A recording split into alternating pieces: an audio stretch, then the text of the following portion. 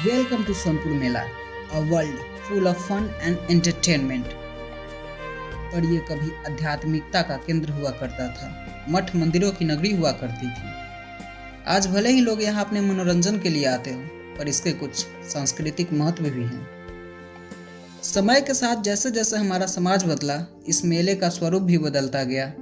तो गाइज, सबसे पहले हम बात करेंगे इस मेले के शुरुआत की। तो ऐसा कहा जाता है कि इस मेले का आयोजन प्राचीन काल से ही हो रहा है। इस मेले में लगभग 2500 वर्ष पहले से लोग पशुओं की खरीद बिक्री करने और अदला बदली करने के लिए जुटते थे। वे अपनी जरूरत के मुताबिक पशुओं को लेकर यहाँ से जाते थे। आदिकाल में महान सम्राट चंद्रगुप्त मौर्य इस मेले से हाथी और घोड़े खरीद कर ले जाया करते थे। युद्ध में लड़ने वाले ये सभी बेहद दमदार हाथी और घोड़े हुआ करते थे, जिन्होंने सम्राट चंद्रगुप्त मौर्य को पूरे भारतीय उपमहाद्वीप में अपनी विजय पताका लहराने में महत्वपूर्ण योगदान दिया था। सोनपुर मेला आज भी एशिया का सबसे बड़ा पशु मेला है। सबसे प्रचलित पशु मेला होने के बावजूद वन विभाग द्वारा मेले के पशु बाजार में हाथी, ऊंट और कुछ दूसरे जानवरों की खरीद बिक्री पर रोक लगा दी गई है। कुत्ता बाजार को छोड़ के पक्षी बाजार पर भी पूरी तरह से प्रतिबंध लगा दी गई है। सोनपुर मेला में वन्य प्राणी संरक्षण अधिनियम के शिकंजे का भी व्यापक असर दिख रहा है।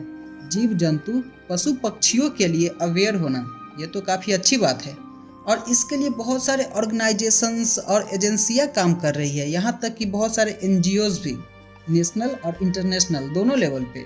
और इसके लिए बहुत सारे डेज भी सेलिब्रेट किए जाते हैं, जैसे कि world environment day, world ozone day, world habitat day, world wild life week, world animal welfare day, earth day और ऐसे न जाने कितने और भी डे सेलिब्रेट किए जाते हैं इस धरती के जीव जंतुओं के संरक्षण के लिए। पर इतनी बकैती के बावजूद भी ये लोग मांसाहार के विरुद्ध एक आवाज तक नहीं उठा पाते, नेशनल या इंटरनेशनल लेवल पे कहीं भी। राइट टू फूड और फूड हैज नो रिलीजन के नाम पे हमने जो गंध मचा रखी है, उसके कारण हमारे अर्थ और पर्यावरण में क्या दुष्परिणाम देखने को मिल रहे हैं, ये किसी से छिपा नहीं है। और अभी तो रुको, हम पार्टिकुलरली अलग अलग जानवरों के भी डे सेलिब्रेट करते हैं, जैसे कि international seal day, international zebra day, world ostrich day, world pangolin day, world whale day, world hippopotamus day. मतलब हम जानवरों को जब तक उनके एक्सटिंक्शन लेवल तक नहीं पहुंचा देते, तब तक हम उनके बारे में सोचते भी नहीं। और ये साले कैसे तय करते हैं किन जानवरों की जान महंगी और किन जानवरों की जान सस्ती, जैसे कि गाय, बकरी या मुर्गे। मतलब इनकी जान की तो कोई कीमत ही नहीं है।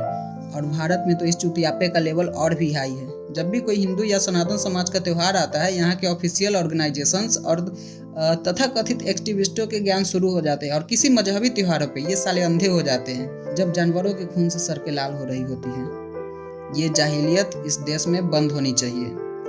अब मैं तुम्हें बताता हूँ कि तुम्हारी राइट टू फूड और फूड हैज नो रिलीजन वाली थ्योरी कहाँ पे कोलैप्स करती है। सबसे पहले तो हम जानवरों की अननेचुरल डिजास्टर लेवल पे ब्रीडिंग कराते हैं, फिर 1 केजी मांस के लिए हम उसे 10 से 20 केजी अन्न खिलाते हैं। जहाँ पे हम सिर्फ 1 केजी अन्न से पेट भर सकते थे, हमने 1 केजी मीट के लिए 10 से 20 केजी अन्न का रिसोर्सेज बर्बाद कर दिया। और अमेजिंग बात तो ये है कि इस धरती पे 77% खेती सिर्फ मीट उत्पादन के लिए की जाती है और 23% मनुष्यों के लिए, जिसमें वे लोग भी शामिल है जो मीट भी खाते हैं।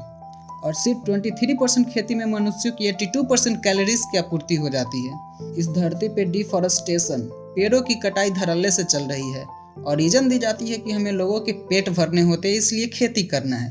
पर ये खेती हम बेसिकली मीट उत्पादन के लिए कर रहे होते हैं। और इस मीट उत्पादन के प्रोसेस में और भी बहुत सारे रिसोर्सेज यूज होते हैं। क्लाइमेट चेंज और ग्लोबल वार्मिंग के लिए रिस्पॉन्सिबल गैसेस जैसे कि मीथेन, CO2 बहुत ही बड़ी मात्रा में जानवरों की बॉडी से उत्सर्जित होते हैं। तो कोई मीट खा के इन्वायरमेंटलिस्ट बने, ये तो अखंड चुतियाप्पा है बे। अगर लोग मांस खाना छोड़ दे तो धरती बहुत हद तक खुद को रिपेयर कर लेगी। गरीबी और भूखमरी को काफी आसानी से दूर किया जा सकता है। फिर इन ऑर्गेनाइजेशंस, एजेंसीज और एनजीओज और डे सेलिब्रेशन पे अरबों रुपए खर्च करने नहीं पड़ेंगे। पर हमें क्या, हम तो सिर्फ मेला घूम रहे थे, तो चलिए मेला ही घूमते हैं। गाइस, मेला घूमते घूमते मैं पशु बाजार की ओर पहुंच गया। वहां पे मुझे हाथी और ऊंट सच में नहीं दिखाई दिए। हाँ, 2 बंदर जरूर दिखाई दिए।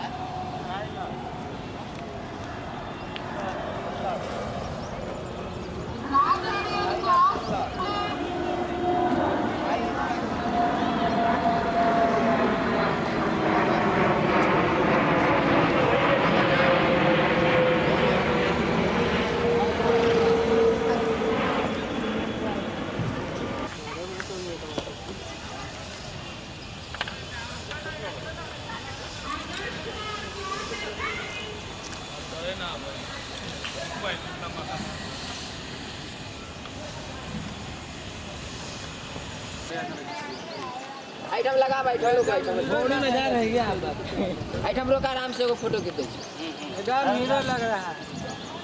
हाँ ये पड़ा है फिर मैं वापस मेले की तरफ मुड़ गया।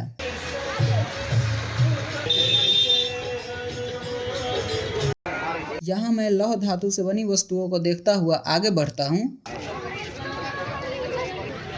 तो आइए आइए आप भी पसंद कीजिए और खरीद के ले जाइए। ये भाई 60 रुपया में भी हर सामान।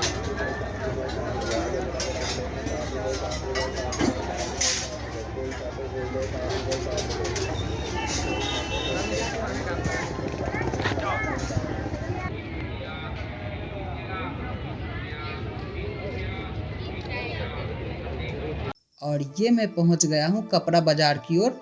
मुझे पहला ही बोर्ड मिलता है मीना बाजार का। अब ये भी एक दिलचस्प बात है, सोनपुर मेला में आपको बहुत सारे मीना बाजार मिल जाएंगे। तो मीना बाजार से जुड़ी मैं आपको एक इतिहास की बात बताता हूँ। मुगल बादशाह और मुगल सल्तनत के समय भी मीना बाजार लगाई जाती थी, जिसमें हिंदू औरतों की खुलेआम नीलामी की जाती थी और जिसमें खासकर अकबर, जो अपने हरम में रखने के लिए औरतों को चुनने के लिए यहाँ पे आया करता था। तो ऐसे नीच और अधम लोगों को भी भारत के इतिहासकारों ने, या यूं कहे तो जाहिल इतिहासकारों ने, उसे महान बना दिया। आज भी स्कूल की किताबों में अकबर को महान बताया जाता है और आज भी मीना बाजार के नाम पे बाजार लगाए जाते हैं। ऐसा लगता है भारत के लोगों ने अपना स्वाभिमान किसी कब्र में गाड़ दिया है। खैर हमें क्या, हम तो मेला घूम रहे थे। तो चलिए आगे चलते हैं। ये एक जादू का शो है जिसमें टिकट बेचने के लिए शो की लड़कियां दर्शकों को लुभाने की कोशिश कर रही है।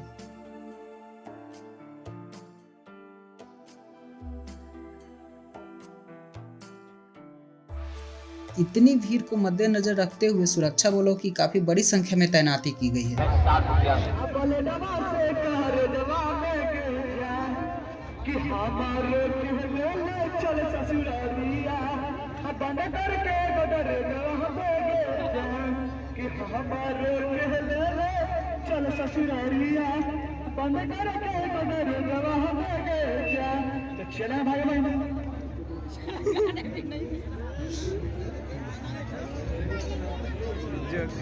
चलिए भाई बहनों, चलिए ना, बिल्कुल खुशी है आने के लिए। तो आइए ना, मैं बिहार राज्य आपका प्रांगण प्रतिगण के ऊपर मेले में बिल्कुल प्रिय भाइयों।